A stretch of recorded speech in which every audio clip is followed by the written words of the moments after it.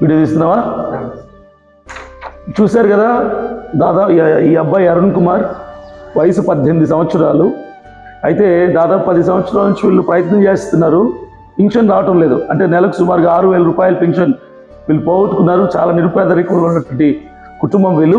అయితే ఈరోజు ఎలాగైనా సరే ఈ వర్క్ కంప్లీట్ చేయాలి, పింఛన్ తెప్పించాలని ప్రయత్నం చేశాము.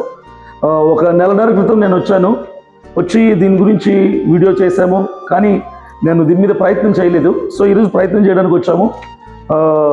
చాలా చక్కగా ఆధార్ అథెంటికేషన్ అయిపోయింది, బయోమెట్రిక్ కూడా మొత్తం ఆల్ ఫింగర్స్ కష్టపడి దగ్గరుండి వేయించాము. ఆధార్ అప్డేట్ అయితే అయిపోయింది. సో నెక్స్ట్ వెల్ఫేర్ అసిస్టెంట్ దగ్గరికి వెళ్తున్నాం.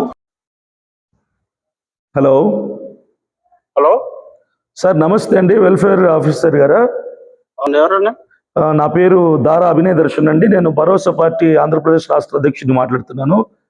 ఇప్పుడు మీ సచివాలయంలో ఉన్నాం మేము. చెప్పండి సార్. ఇక్కడ అరుణ్ కుమార్ అని 18 సంవత్సరాల అబ్బాయికి కంప్లీట్ డిజేబుల్. అతనికి దాదాపుగా ఆధార్ అథెంటికేషన్ కలిపి పింఛన్ ఇవ్వలేదు సార్. అయితే తీసుకొచ్చాము, మొత్తం బయోమెట్రిక్ అంతా సక్సెస్ఫుల్ గా అయిపోయింది, ఫింగర్ ప్రింట్ అయిపోయింది, ఆడిషన్ అయిపోయింది సార్. సదరం సర్టిఫికేట్ ఉందండి, డిజేబుల్ సర్టిఫికేట్ అన్నీ ఉన్నాయి సార్, తీసుకొచ్చాను. అదే ఒకసారి మీరు ఉంటే మీతో మాట్లాడదామని పింఛన్ కోసం అప్లై చేయడానికి. నాకు సెన్సెస్ వేరే దగ్గర వేశారు, చింతపల్లి బోర్డర్లో వేశారు. ఓకే, మీరు ఎప్పుడు అవైలబుల్ ఉంటారు? ఈ మంత్ అంతా కూడా సెన్సెస్ డ్యూటీ సార్. మరి అబ్బాయిది పింఛన్ ఎట్లాంటి ప్రాసెస్ ఎవరు చేస్తారు?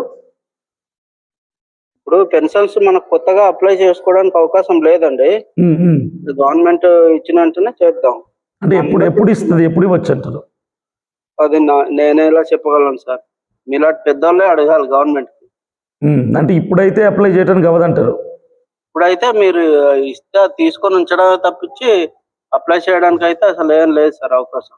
ఓన్లీ మనకు స్పౌస్ పెన్షన్ వస్తుంది సార్, భర్త చనిపోతే పెన్షన్ వస్తుంది, అది మిగతా పెన్షన్స్ మనం కొత్తగా అప్డేట్ అవుతుంది.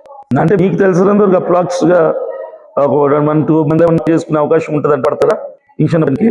ఇష్టం అలాగే అన్నారు సార్. మీరు చాలా మంది ఉదాహరణ చెప్పేసి అంటే మేము జనాలకి మంచి పడిపోయారు. గవర్నమెంట్ మరి డెసిజన్ తీసుకుని మీలాంటి పెద్దవాళ్ళకి తెలియాలి.